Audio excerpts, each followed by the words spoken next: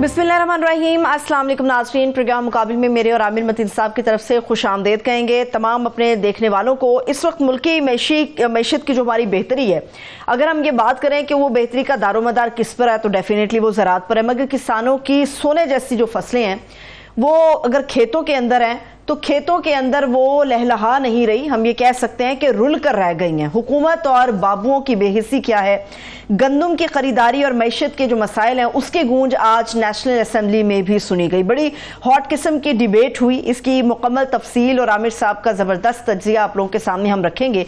मगर इसके साथ साथ पाकिस्तान के अंदर ईरानी सदर के दौरा पाकिस्तान के हवाले से भी डेफिनेटली हम गुफ्तगू करने जा रहे हैं, क्योंकि ये आदा किया गया है दोनों अतराफ से कि दहशतगर्दी का मिलकर मुकाबला किया जाएगा। ये जो तिजारती समझौते हुए हैं पाकिस्तान और ईरान के दरमियान, उस पर अमेरिका की तरफ से भी रिएक्ट किया गया है। मामला यह है कि अगर हम अपनी मैशी बेहतरी की तरफ जा रहे हैं तो ये अमेरिका बहादुर को क्यों खटक रही है, इसके ऊपर तो बात होगी। मगर पाकिस्तान के पास अपनी इकॉनमी को बेहतर करने के लिए इसके अलावा और क्या ऑप्शंस हैं, ये भी ज़ेर गौर लेकर आएंगे। इसके अलावा लीगल बात होगी। इस्लामाबाद हाई कोर्ट के हवाले से 6 जजेस के खत का मामला है, आज फुल कोर्ट इजलास हुआ, अंदर कुछ होता रहा। बड़ी अहम तफसीलात हैं जो आज मुकाबिल के दूसरे हिस्से में आप लोगों के सामने रखेंगे।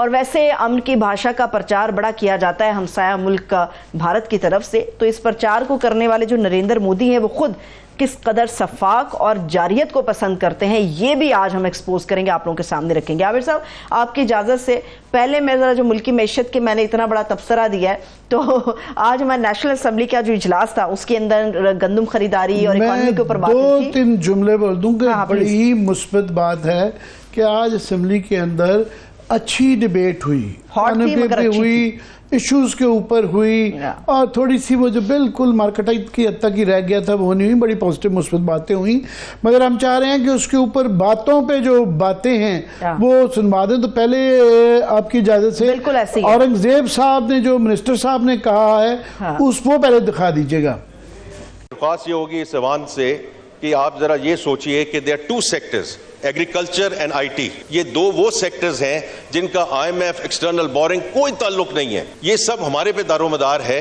कि हम इन 2 सेक्टर्स को कैसे फैसिलिटेट कर सकते हैं। जो डेयरी एंड लाइफ स्टॉक की जो यील्ड है वो हम ना भी हॉलैंड की तरफ लेके जाएं, लेकिन अगर हम बतदरीज बढ़ना शुरू कर दें तो देखें आज राइस क्रॉप हुई, आपके राइस क्रॉप से जो बम्पर क्रॉप हुई आपने एक्सपोर्ट किया, उससे ज़र मुबादला भी आया और आपको इंपोर्ट भी नहीं करनी पड़ी।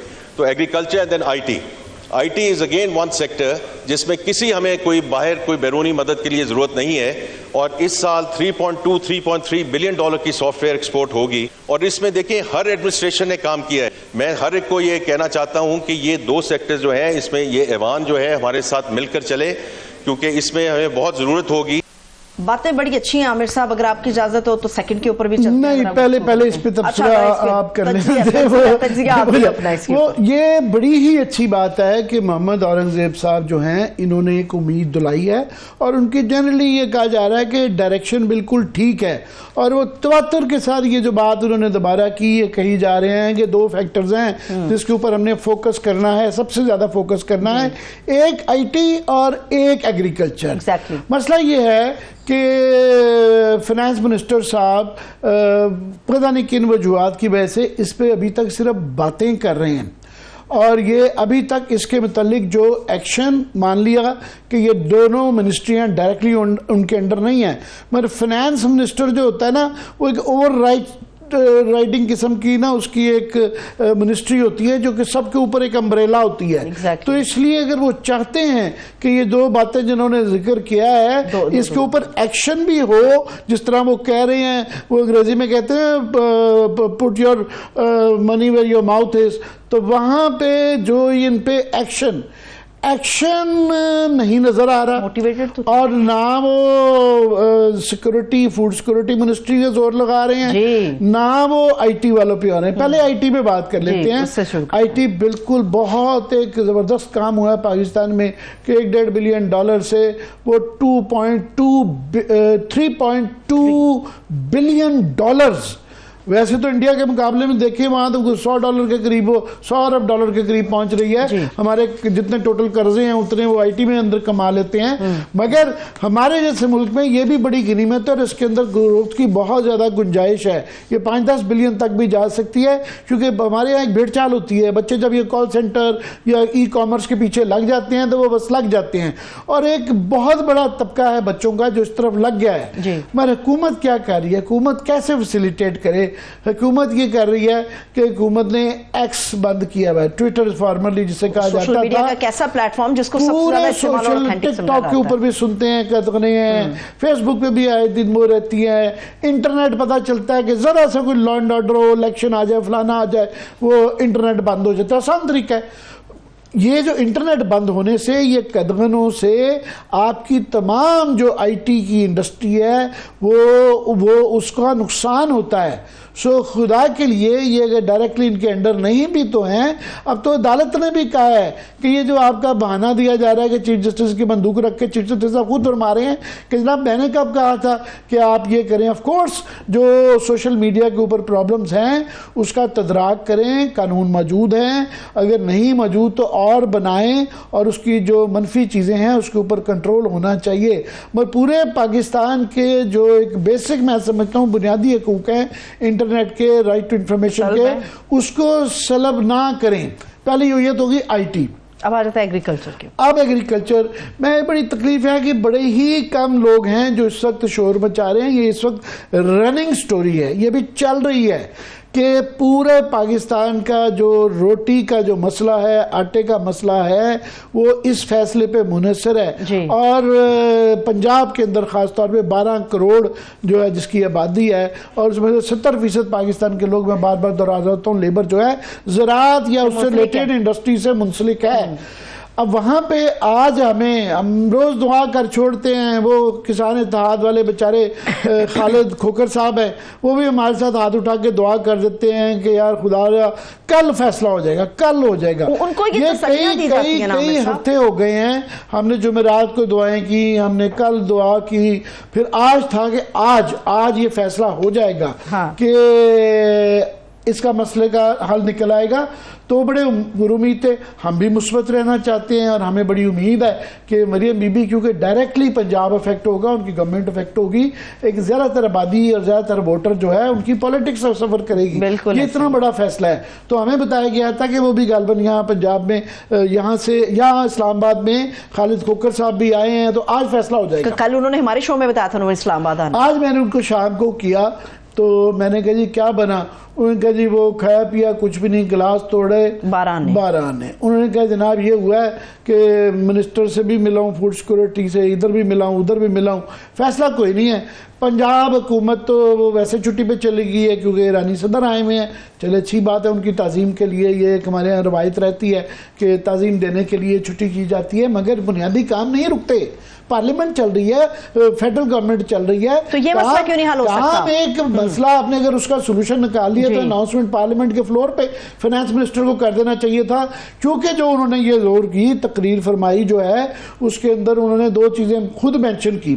ایک انہوں نے کہا کہ جناب یہ اللہ کا شکر ہے کہ ہماری بمپر کراپ ہو گئی, چاول کی فصل جو ہے وہ کیونکہ ہمیں نہ منگوانی پڑی, زدہ مبادلہ ہمارا ضائع نہیں ہوا, دوسرا ہمیں ایکسپورٹ کر لی, کوئی ڈالرز ہمارے پاس آ گئے.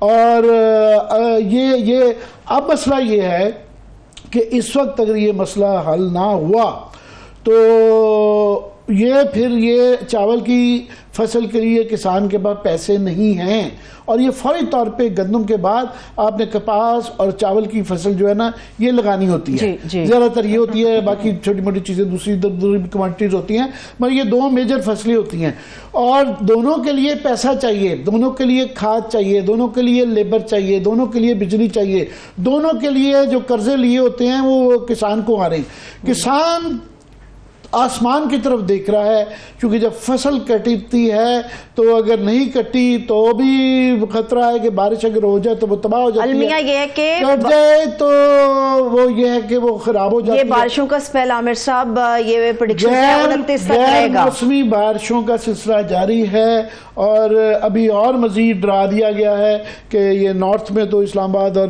نارتھ میں تو بارشیں آ رہی ہیں، پہلے ہی کراچی کے اندر خطرہ تھا بارشوں کا، ٹل کے سسٹم ساؤتھ کی طرف آنا شروع ہو گیا تھا، اور پنجاب میں کل ہمیں بتایا تھا ملتان میں ہوئی مگر لمیٹڈ ہوئی ہیں، اور ویکینڈ کے اوپر پھر اس طرح کی پیش گوئیاں ہیں۔ بہرحال کسان ڈر جاتا ہے، اللہ کرے نہ ہو، مگر کسان سو نہیں پا رہا، اور یہ بڑا ہی مسئلہ ہے اس کے ساتھ کہ یہ فیصلہ کہ یہ تاخیر نہیں ہو تو ہو پا رہی کہ جناب فیصلہ نہیں کر رہے کہ کتنی لینی ہے، کس ریٹ پہ لینی ہے۔ 3900 کا ایک سپورٹ پرائز بتائی گئی تھی، اور اس جو ڈیلے ہو رہی ہے، تاخیر کا نقصان کیا ہو رہا ہے؟ نقصان یہ ہو رہا ہے کہ ایک تو ڈر خوف، دوسرا یہ ہے کہ آڑتی دن بہ دن جو ہے نا اس کی لاگت وہ کہہ رہے ہیں جی ہماری 4500 کے قریب پر ٹن آئی ہے، تو 3900 میں بھی وہ کہہ رہے ہیں ہمیں لاس ہے، مگر پھر بھی چلیں کچھ گزارا چلے گا، تو وہ 3200 3100 پہ اینٹ رہا ہے، اور وہ کسان بیچارہ پڑا ہے، اس کو وہ جو اس کے لیے باردانہ ہوتی ہے، جو وہ گنی بیگز ہوتے ہیں جو ہے وہ نہیں مل رہے، اس کا عجیب سا ایک نظام کر دیا، کبھی کہتے ہیں آن لائن ہے، کبھی کہتے ہیں 6 ایکڑ والے کو دیں گے۔ تو اس میں مور اوور جو ہے یہ میں عرض کر رہا ہوں یہ میں فائنانس منسٹر صاحب کو کہ خدا کے لیے آپ اس پہ جو یہ بار بار ایگریکلچر کا کہتے ہیں، بالکل ٹھیک کہتے ہیں کہ یہ کراپس پہ ڈیپینڈنٹ ہے نیکسٹ ایئر کی آپ کا زر مبادلہ بھی، اور اکانومی کا انجن چلتا ہے، کیونکہ جب اکانومی کا چلتا ہے ساتھ میں کپاس نے لگنا ہے، سو کپاس کا بھی $1 ملین اگر بیل بڑھتی ہے تو بار بار دہراتے رہتے ہیں $2 بلین کا فائدہ ہوتا ہے، ہم ترلے ادھر ادھر لیتے پھرتے ہیں لوگوں کے پاس، تو یہ اپنا ملک ہے، اور وہ صحیح فرما رہے تھے کہ جناب یہ اس کے لیے ہمیں کسی کی ضرورت نہیں ہے، خود پالیسی کرنی ہے، اور پالیسی کے اندر یہ میرے پاس کاغذات پڑے ہوئے ہیں، یہ آج جو تھا انہوں نے یہ بھی خالد کھوکھر صاحب نے یہ ہمیں تسلی دی تھی کہ جناب میں فوڈ سیکورٹی کے منسٹر رانا تنویر صاحب کے پاس جا رہا ہوں، انہوں نے کہا یہ آپ میرے پاس فگر لے کے آئیں کہ یہ جو سب سے بڑا سکیم ہوا ہے پچھلے 1-2 سال کا سب سے بڑا سکینڈل، جس نے کہ پاکستان کے کسان کی اور پاکستان کی اکانومی کی کمر توڑ دی ہے، کہ ہمیں بتایا گیا تھا کہ جی 12 لاکھ ٹن جو ہے نا وہ امپورٹ کی گئی، جبکہ خبریں تھیں کہ بمپر کراپ آ رہی ہے، اس لیے اس کی وجہ سے گورنمنٹ کے پاس اب سٹوریج نہیں ہے، رکھنے کی جگہ بھی نہیں ہے، اور پیسوں کی بھی کمی آ رہی ہے، وہ گورنمنٹ خرید نہیں پا رہی۔ تو یہ کس نے منگوائی، کیوں منگوائی؟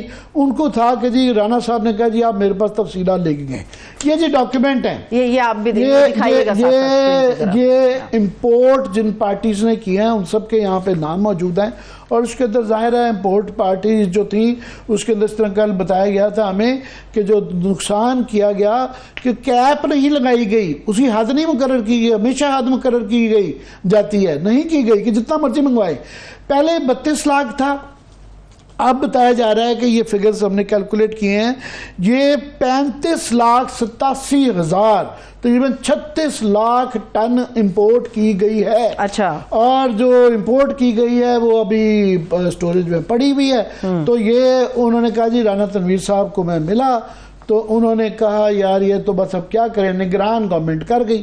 کل وہ بڑے تھے کہ جناب رانا صاحب کہتے ہیں آئیں ہم ٹانگ دیں گے ان کو، تو اب وہ سن کے کہ نگرانوں پہ ہاتھ ڈالنا، وہ جملے ٹانگ یہ انہوں نے کہا یار یہ نگران کر گئے۔ اور مزید جو ہے ہوا جو سب سے بڑا ایک میں کہہ رہا ہوں مجرمانہ کام کیا گیا کہ باہر منگوائی کیوں گئی۔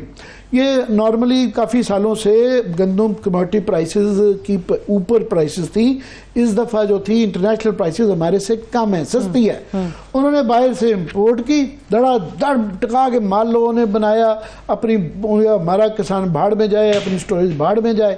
اس کے بعد جو پنجاب کے اندر جو گندم پڑی تھی اس کی کبھی نہیں ہوا، اس کی قیمت جو ہے 4700 سپورٹ پرائس آپ جو خرید رہے ہیں 3900 پہ خرید رہے ہیں، 4700 کر دی، جس سے یہ ہوا کہ لوگوں نے سرکاری گندم نہیں خریدی، اور انہوں نے جو امپورٹڈ تھی جو 3100-3200 پہ آئی تھی تو انہوں نے سستی اپنی گندم بکوائی، امپورٹڈ گندم بکوا دی، اور اپنے گودام اب سرکار کے بھرے ہوئے ہیں. تو جنہوں نے منگوائی تھی 3100 کی, انہوں نے کسی نے پتہ نہیں کوئی 25 کی منگوائی ہوگی, تو انہوں نے بھی کوئی ملینز آف ڈالرز کا وہ انہوں نے بھی مال بنایا. سرکار میں جو بیٹھے ہوئے تھے اب انہوں نے تو کہہ دیا, وہ بتا رہے تھے رانا تنویر صاحب نے, کیا ہے یار بس نگران کر گئے, بس یہ سٹوری ہوتی ہے ہماری کہ جی فلانا کر گیا فلانا کیا. تو فنانس منسٹر صاحب ذرا جو ہے نا, میری درخواست ہوگی تو ایک آئی ٹی پہ ذرا غور کریں, اور یہ اپنی کپاس اور رائس کو بھی بچائیں.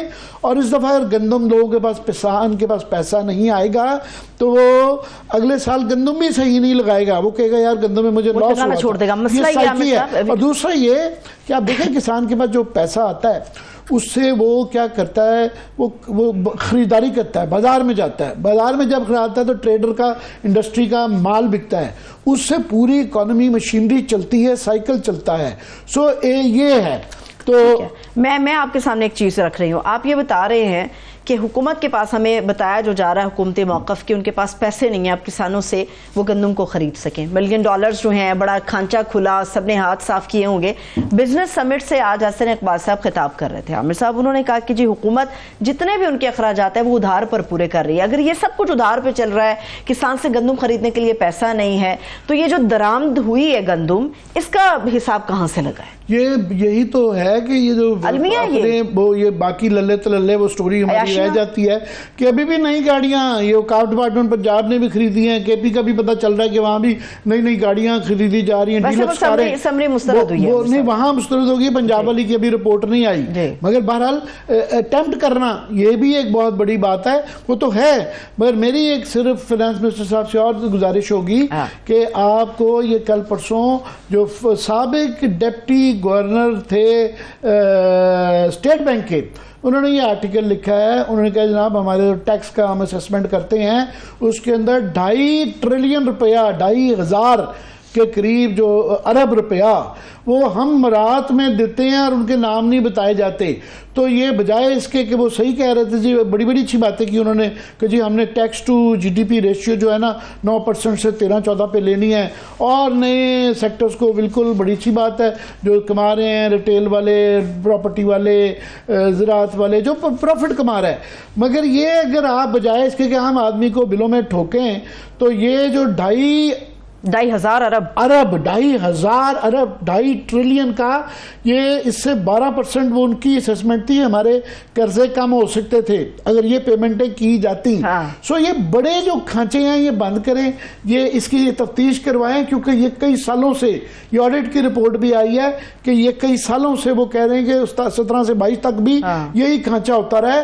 تو یہ جو یوزول سسپیکٹس ہیں ان کو پکڑیں, اس کے بعد پھر یہ ریفارم, یہی ریفارم ہے.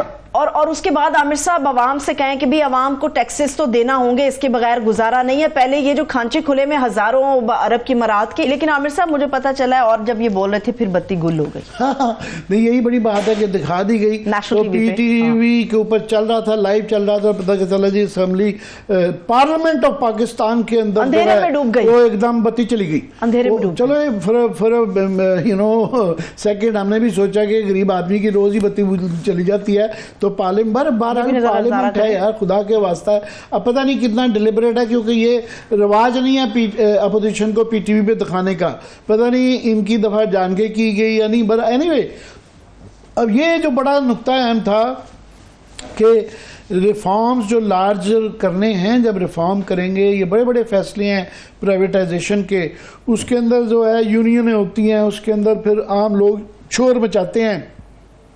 تو اس کے لیے اکنامک سٹیبلٹی کے لیے جو عمر ایوب صاحب فرما رہے ہیں, پولیٹیکل سٹیبلٹی, آپ کی معاشی استحکام کے لیے آپ کا سیاسی استحکام ہونا بڑا ضروری ہے. اینڈ رول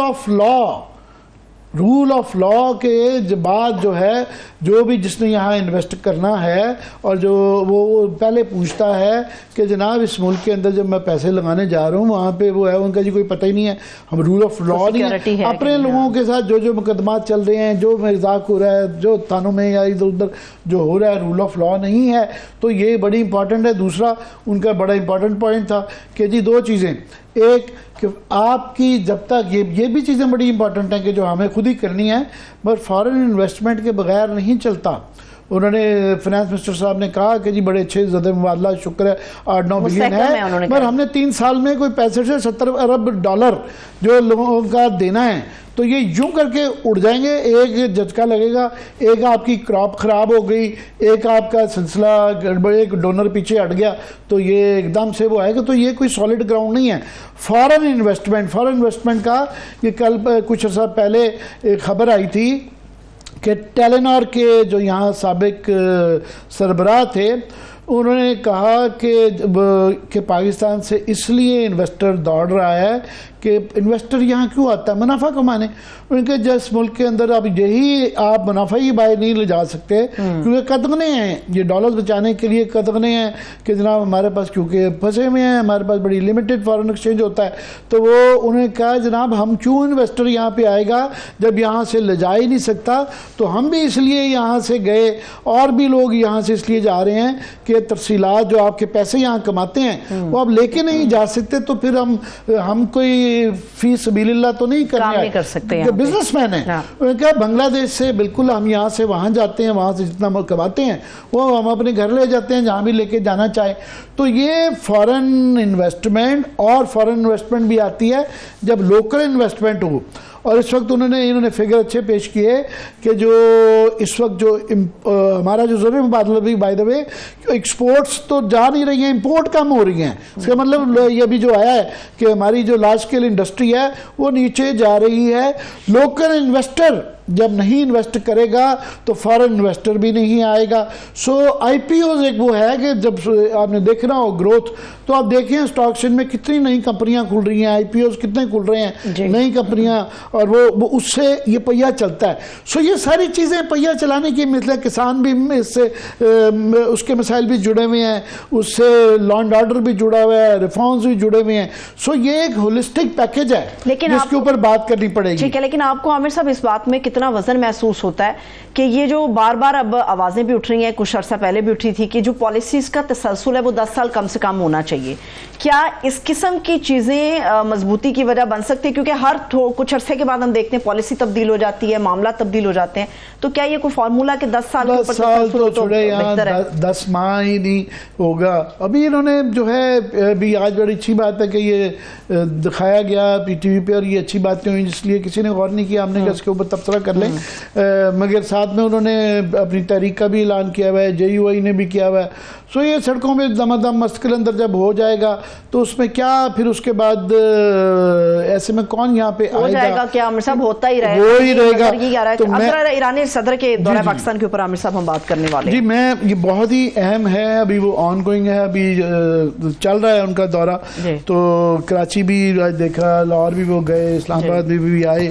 تو بہرحال یہ بڑا ہی ضروری تھا. یاد رہے کہ یہ ایک ایشو ہے کیونکہ اس وقت مڈل ایسٹ کے اندر بہت زیادہ تناؤ ہے، اور حال ہی میں کیونکہ ایران نے اپنے میزائل اسرائیل کے اوپر پھینکے، انہوں نے بھی تھوڑا سا کوئی سمبولک قسم کا ایک ری ایکشن شو کیا. تو یہ اس تناؤ بھی وہ چل رہا ہے.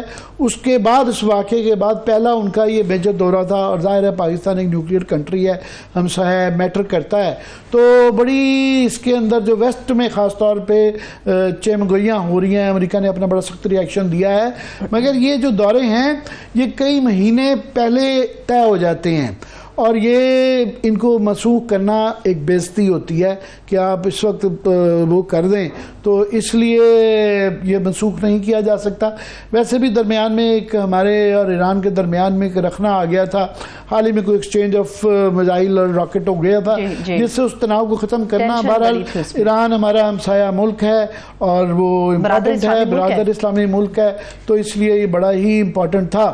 مگر 2-3 کوسچنز اس پہ آ گئے ہیں کیونکہ یہ وہی رشین مومنٹ آ گیا ہے.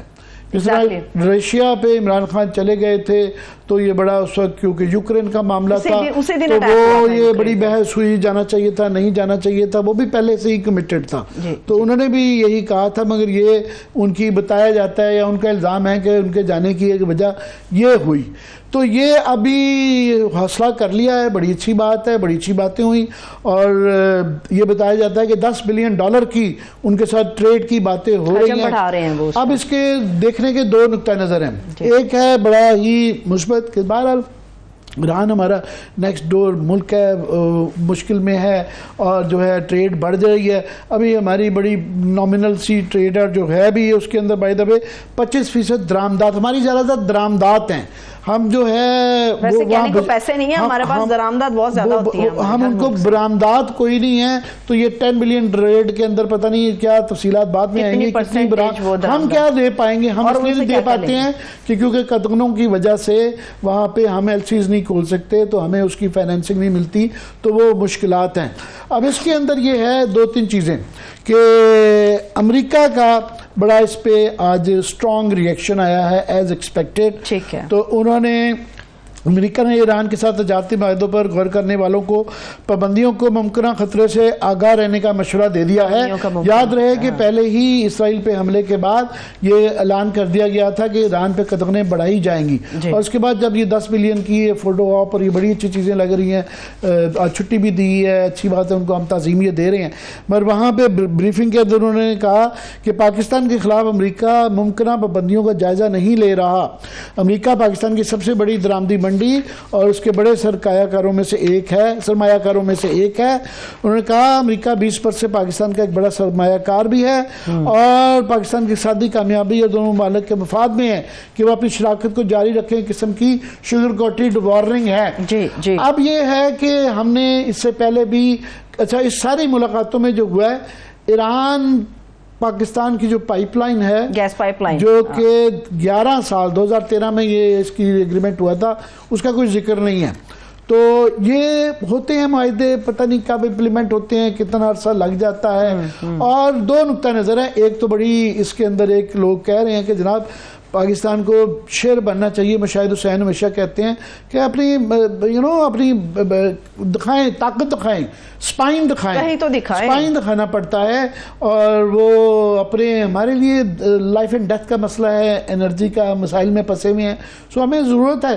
तो इंडिया ने जिस तरह स्पाइन दिखाई, और वो मोदी बार बार वो जो कहते हैं कि देखिए रशिया कदगनें थी, हमने तेल मंगवाया और उन्होंने उस वक्त मंगवाया जब बहुत सस्ता था और हमारे पास पाई नहीं थी। और फिर ये एक नुक्ता नज़र ये आ जाता है कि हम एहतियात करनी चाहिए, मोहतात रहना चाहिए, हमें से शिकंजे में पकड़े में, और IMF का एक ही झटका लग जाए तो वो नहीं है, तो कमज़ोर मुल्क जो हैं वो उनकी शराइत नहीं होती हैं, इंडिया से मुवाजना नहीं कर सकता। इसलिए कि इंडिया के पास इकनॉमिक मसल भी है, मिलिट्री मसल भी है, सारा हर किस्म का मसल है, तो हम कमज़ोर मुल्क हैं, मुहतात रहना चाहिए।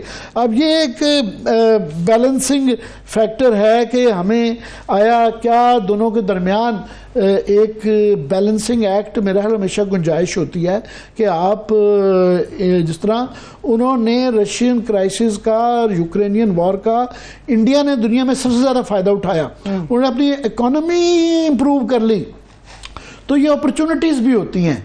अगर हम ये बजाय इसके कि ये जो मैं कह रहा हूँ इशू है कि हम एक्सपोर्ट करने के लिए नहीं, हम बाटर, मैं सोच रहा था इसके ऊपर पता नहीं फाइन प्रिंट देखना पड़ेगा कि हमारा उनके साथ डायरेक्टली वो है स्मगलिंग की सूरत में जो होते की बजाय बाटर के ना हमारे पास फॉरेन एक्सचेंज है ना उनके पास बाटर जो कमोडिटीज़ का एक्सचेंज है उसके ऊपर ज़्यादा फोकस होना चाहिए था। शायद आई एम श्योर इसके अंदर फाइन प्रिंट में आएगी, मगर ये एक बड़ा ही इम्पॉर्टेंट क्वेश्चन है कि कितनी एहतियात करनी है, कितनी नहीं करनी है। खुशी का मौका गवर्नमेंट ने बड़ा, फिर भी बहरहाल मैं समझता हूँ जाहिर है इसके अंदर हर तरफ से तमाम इंस्टीट्यूशन से मशवरा किया गया होगा, सोच समझ के ये फैसला किया गया है, क्योंकि मनसूख कर देना एक बेइज्जती होती है। तो ये एक बहरहाल देखते हैं, एक हौसलामंद काम किया गया है, वरना हमने जो पहले जो इसराइली हमले के ऊपर जो था वो बड़ी फुसफुसी सी, वो दूर दूर से वो न्यूट्रल सी स्टेटमेंट्स आती थी, तो अभी बड़ी दिलेराना आई हैं। So let's hope for the best. बिल्कुल ऐसा ही है। चलिए एक ब्रेक की तरफ भी अभी हम चलते हैं, जब ब्रेक से वापस आएंगे तो हम कुछ लीगल मामलात और खासतौर पे इस्लामाबाद हाई कोर्ट के मामले को आप लोगों के सामने रखेंगे, और भी बहुत सारे अहम इश्यूज हैं जिसके ऊपर गुफ्तगू करना भी बाकी है। Stay with us.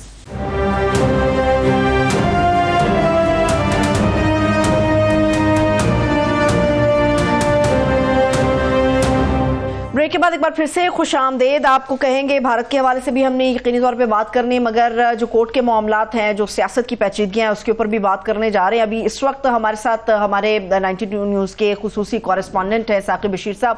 Thank you Saqib ہمیں جوائن کرنے کے لیے، اور سینئر صحافی راؤ خالد صاحب نے ہمیں جوائن کیا. راؤ صاحب بہت شکریہ آپ کے بھی قیمتی وقت کے لیے.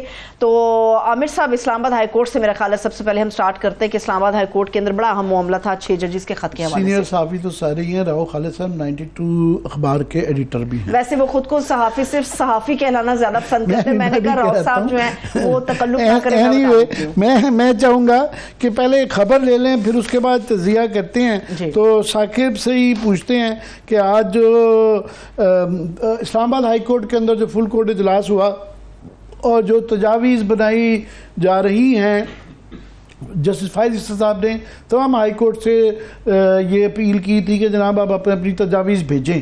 تو کیا فل کورٹ میں ہوا؟ ذرائع کے حوالے سے خبریں چل رہی تھی، ذرا ہمیں بتائیں.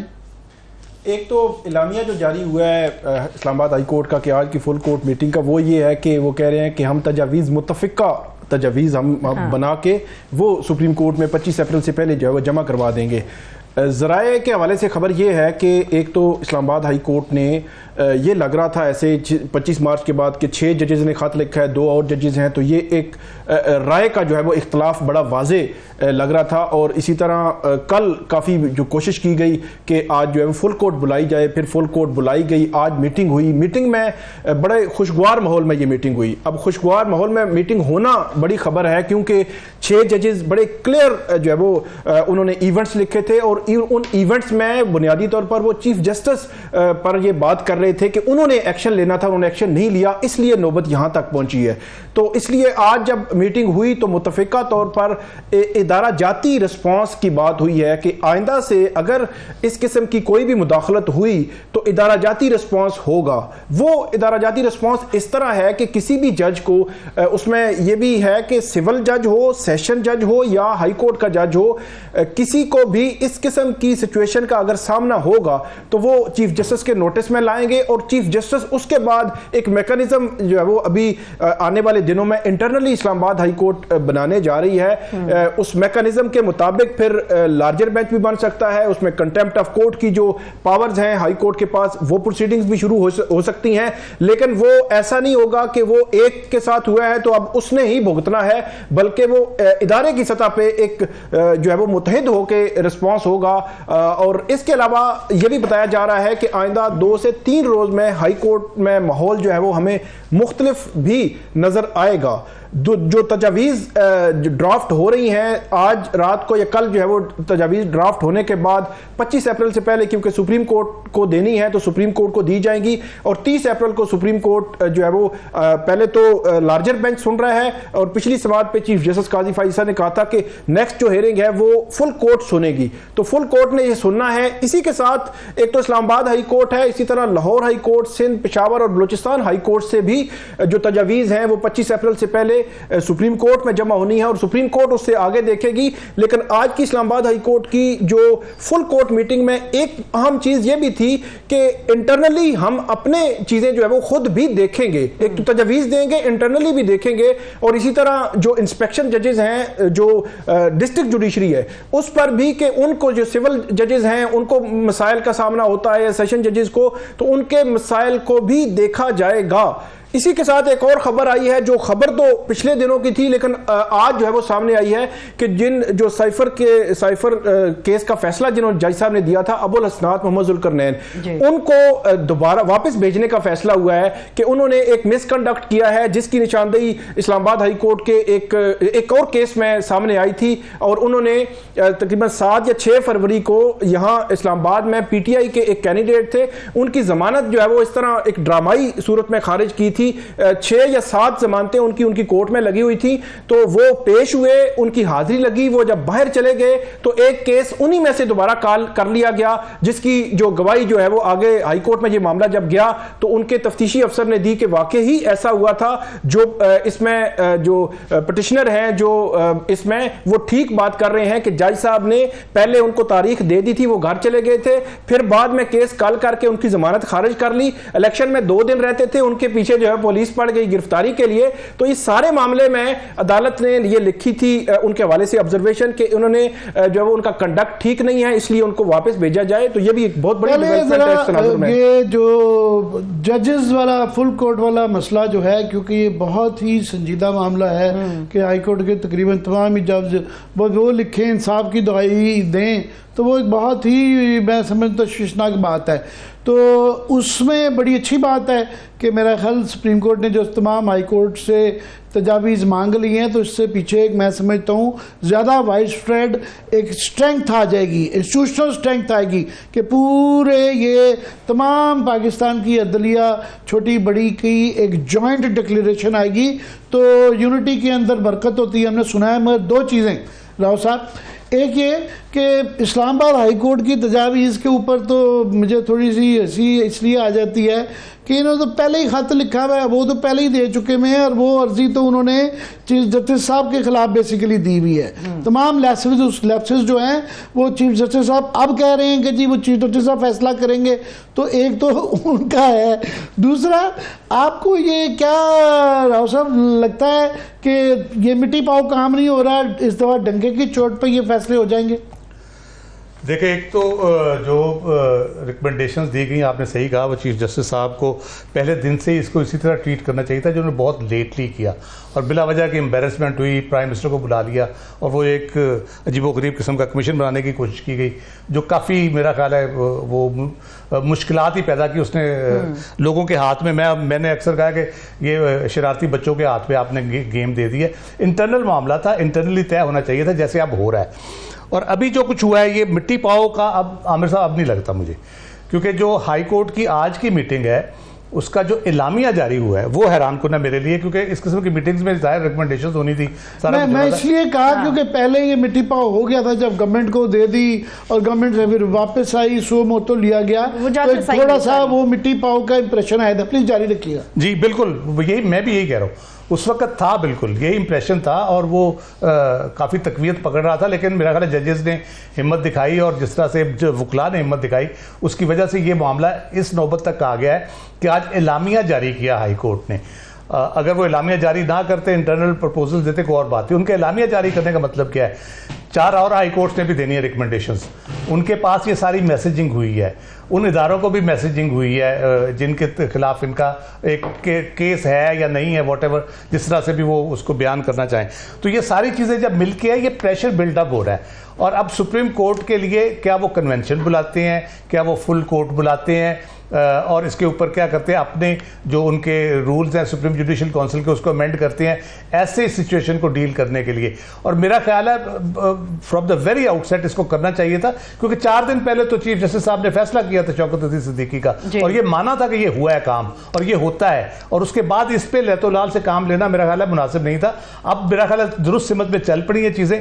مجھے نہیں لگتا کہ اب جو آپ کہہ رہے مٹی پاؤ کا امکان اب ختم ہو گیا. میری اپنی خواہش ہے, میں ذرا آپ کا انڈورسمنٹ چاہیے تھا راؤ صاحب, آپ اخبار ہمارے ایڈیٹر ہے تو یہ آپ کا پوچھنا بڑا ضروری تھا. ثاقب, یہ جو ایک ایلیمنٹ ہے کہ یہ آرگیومنٹ جو لیا جاتا تھا, یا افریدی صاحب نے بھی ریکیوزل نوٹ کے اندر اپنے یہ مینشن کیا ہوا ہے کہ جناب یہ ججز کے پاس خود بھی تو یہ اختیار تھا, تو انہیں عدالت کا یہ کر سکتے تھے, انہوں نے ہر جج کے پاس اختیار ہوتا ہے کہ ان کے خلاف کوئی اس طرح کی ہو تو وہ خود ایکشن لے سکتے ہیں.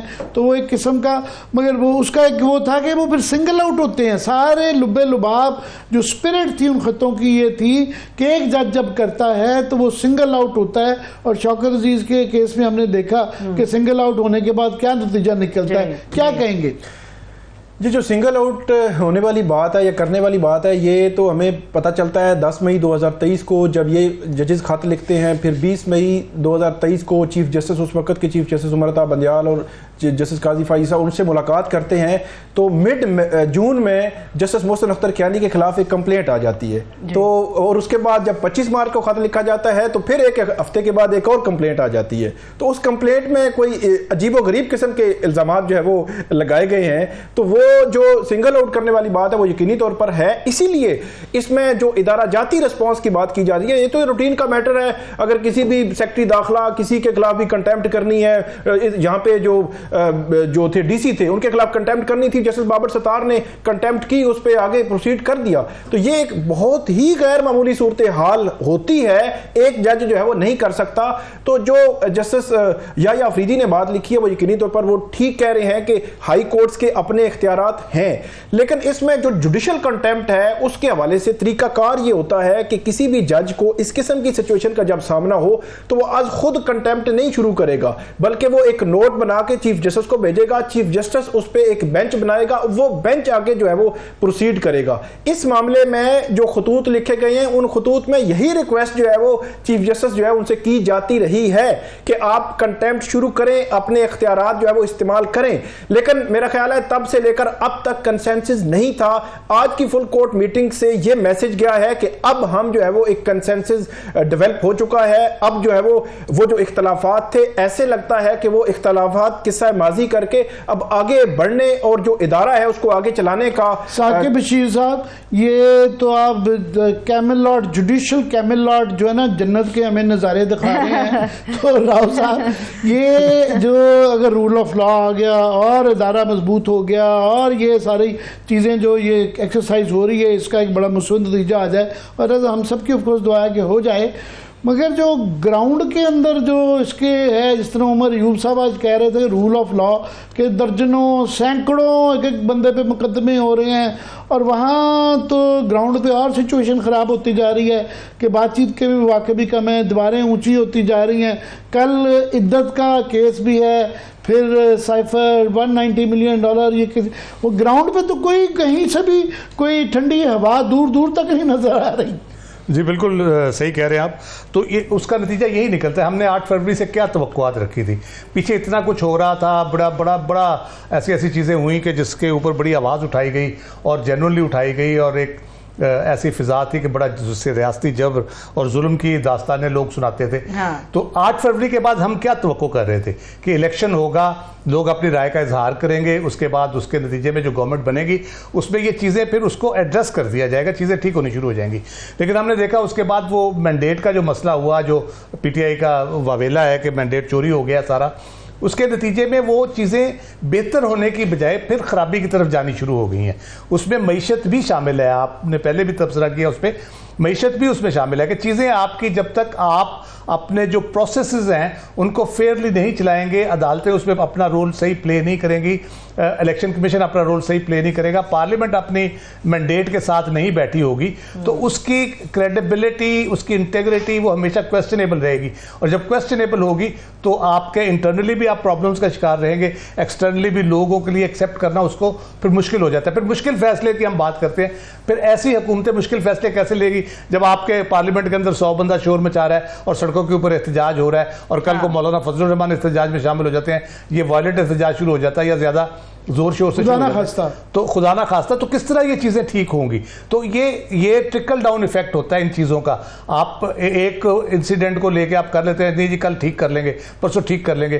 ہمارا پرابلم ہی یہی رہا ہے کہ ایک مسئلہ جب پیدا ہوتا ہے نا, اس کو ٹھیک کرنے کے لیے ہم دوسرا مسئلہ پیدا کر دیتے ہیں, اور اتنے مسئلے پھر کر دیتے ہیں, پھر ہمارے پورا سسٹم لپیٹنا پڑ جاتا ہے. کوئکلی کل عدت کا کیس ہے, سائفر کا آج ہو گیا ہے, کوئکلی رن ڈاؤن دے سکیں اگر کہ ان کے اندر کوئی سپیڈی فیصلے آ رہے ہیں یا ٹیک اے وائل, کوئی بڑی پیش رفت؟ عدت والے کیس میں تو جو عمران خان صاحب ہیں ان کے وکیل اپنے آرگومنٹس مکمل کر چکے ہیں, بشرا بی بی کے وکیل کے بھی آرگومنٹس مکمل کر چکے ہیں, اور دوسری طرف جو بخاور مانیکا کے وکیل آرگومنٹس شروع ہوئے ہیں, کل جو ہے وہ آگے بڑھائیں گے. تو ایسے لگتا ہے کہ کل اگر کنکلوڈ ہو گئے, نہیں تو نیکسٹ ڈے جو ہے وہ کنکلوڈ ہو جائیں گے, مطلب اگلے 2-4 دنوں میں یا نیکسٹ ویک کے مڈ میں یہ کیس جو ہے وہ کنکلوڈ ہوتا نظر آ رہا ہے, اور اس کا فیصلہ بھی حتمی طور پر ہوتا ہوا نظر آ رہا ہے. سائفر کیس آج سماعت تھی, وہ جو ہے وہ تھرسڈے تک گئی ہے, اس میں بھی تقریباً 2 سے 3 سماعتیں اب مزید ہونی ہیں, کیونکہ وہاں پہ بھی جو عمران خان صاحب کے وکلا ہیں یہ اپنے آرگومنٹس مکمل کر چکے ہیں,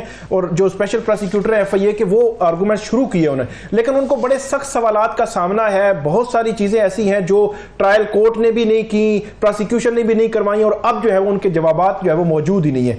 190 ملین پاؤنڈ کیس جو ہے وہ چل رہا ہے اڈیالہ جیل میں. ایسے لگتا ہے کہ جہاں سے ایک طرف جو ہے وہ ضمانتیں رہائی یا اس قسم کی سچویشن بنے گی تو وہاں وہ جو کیس ہے وہ بھی بڑا تیزی سے آگے بڑھ رہا ہے. یہ نہ ہو کہ وہ بالکل ایکول آ جائیں, ایک طرف جو ہے وہ رہائی کے آرڈرز آ رہے ہوں اور دوسری طرف سزا کے آرڈرز آ رہے ہوں. یہ ایک سچویشن جو ہے بن سکتی ہے, لیکن اس کیس میں بھی نیکسٹ منڈے تک جو ہے وہ ہیئرنگ گئی ہے آج. لاسٹ 5 منٹس ٹو کلوز عامر صاحب, لاسٹ 5 منٹس بس کوئکلی میں آپ سے اجازت لوں گا دونوں حضرات سے, مگر ایک جملہ ضرور کہنا چاہوں گا کہ یہ بڑی سپیڈ جو ہے نا بڑی کنٹرولڈ ہے کہ ادھر سلو ڈاؤن ہو جاتی ہے, ادھر فاسٹ ٹریک پہ چڑھ جاتی ہے, تو پورا ایک میکنزم ہے.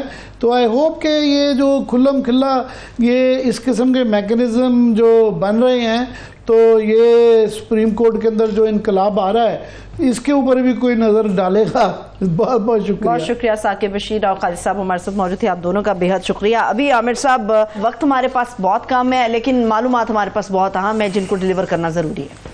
جی میں چاہوں گا کہ ٹائم تھوڑا ہے, کوئکلی ایک ہے خبر ہے اس پہ کوئی غور نہیں کر رہا کہ یہ بہت عرصے بعد ہوا ہے کہ اس وقت جو ہے پاکستان کے اور نیوزی لینڈ کے جو ہے میچ چل رہے ہیں اور وہ علیحدہ بات ہے کہ انہوں نے اپنی ڈی ٹیم بھیج دی اور ہماری اے ٹیم ان کے سامنے لڑکھڑا رہی ہے. مگر وہ پہلی دفعہ بہت عرصے بعد ایسا ہوا ہے کہ پی ٹی وی پہ نہیں دکھایا جا رہا, وہ 2 پرائیویٹ چینلز کے اوپر دکھایا جا رہا ہے, میں پی ٹی وی پہ نہیں دکھایا جا رہا. تو یہ ایک مروجہ اصول بن چکا ہوا تھا, ان رائٹنگ آ چکا ہوا تھا, اور میاد مشرف کے دور میں غالباً یہ ہوا تھا کہ اس زمانے میں بھی نہیں چلا تھا کہ اس کے بعد پھر اس کے اوپر ایک فیصلہ ہوا کہ جناب جب بھی یہ والے ہوں گے وہ کیونکہ نیشنل کیریئر ہے اور وہ فرسٹ آفر ان کو ہوگی, پہلی آفر ان کو ہوگی, پھر سیکنڈ آفر جو ہے باقی چینلز کو ہوگی, تو ان کو وہ پی ٹی وی بھی تو پی ٹی وی تو ہوگا ہی. تو اب پی ٹی وی پہ نہیں چل رہا. انہوں نے پتہ نہیں کیوں, مجھے سمجھ نہیں آ رہی بڈنگ کے لیے کیوں اپلائی نہیں کیا, یا اگر کیا تو کیسے کیا ہوا, تو رول کا کیا ہوا جو کہ یہ بنایا گیا تھا کہ first priority P T V پہ ہوگی. اور پی ٹی وی کا مطلب یہ ہے کہ ہمارے سے پیسے تو لے لیتے ہیں, اشتہار بھی لے لیتے ہیں, بل میں پیسے اور بل پہ پیسے بھی لگا لیتے ہیں, اور یہ دنیا بھر میں کہیں نہیں ہے. بی بی سی پہ اگر وہ آپ سے پیسے لیتی ہے بل کے اندر تو وہ پھر اشتہار نہیں لیتی, اشتہار بھی لیتے ہیں اور پھر مرضی کی وہ ایک ریاست کا ایک ادارہ ہے, وہ جو بھی گورنمنٹ آتی ہے اس گورنمنٹ کا بن جاتی ہے اور وہ فائدہ لینا شروع کرتے ہیں. آج ہی عمر ایوب صاحب کی اینڈ ٹائم پہ جب پارلیمنٹ کی بتی چلی جائے تو میں تو یہی بڑا حیران تھا کہ عمر ایوب صاحب کا خطاب کیسے دکھایا گیا. پہلے احتجاج ہوا تھا نا عامر صاحب اس کے اوپر کہ کیمرہ مین اپوزیشن کے لیے کیمرہ رول کر دیتا ہے, ہماری طرف آتا نہیں ہے, پی ٹی وی کٹ نہیں کرتا, یہ بڑا مسئلہ اٹھا تھا, اس کے بعد دکھایا. میرا خیال ہے وہ ایک بڑا جائز بات ہے کہ یہ درمیان میں کچھ اچھے جھونکے بھی آئے تھے ایک آدھ دفعہ کہ اپوزیشن دکھائی جانے لگ پڑی تھی. تو اس طرح کے پروپیگنڈوں سے میں نہیں سمجھتا ہوں کہ فرق پڑتا ہے. پی ٹی وی اپنی جو ہے ساکھ کھو دیتا ہے. پر میں چاہوں گا کہ اس پہ جو ہے میں نے جواب مانگا تھا, مجھے ملا نہیں کہ وہ رول جو بنایا گیا تھا کہ پی ٹی وی نے بڈ کیوں نہیں کیا, یہ کس کا فیصلہ تھا, کیسے ہوا, اور آئندہ کے لیے کیا اس کے رولز آف دا گیم ہے. بالکل, یہ بڑا کلیریفیکیشن اس کے اوپر آ جائے گی. ٹھیک ہے, بہت شکریہ, تھینکس سو مچ. دیکھنے والوں کا شکریہ, مجھے اجازت دیجیے, اپنا خیال رکھیے, خدا حافظ.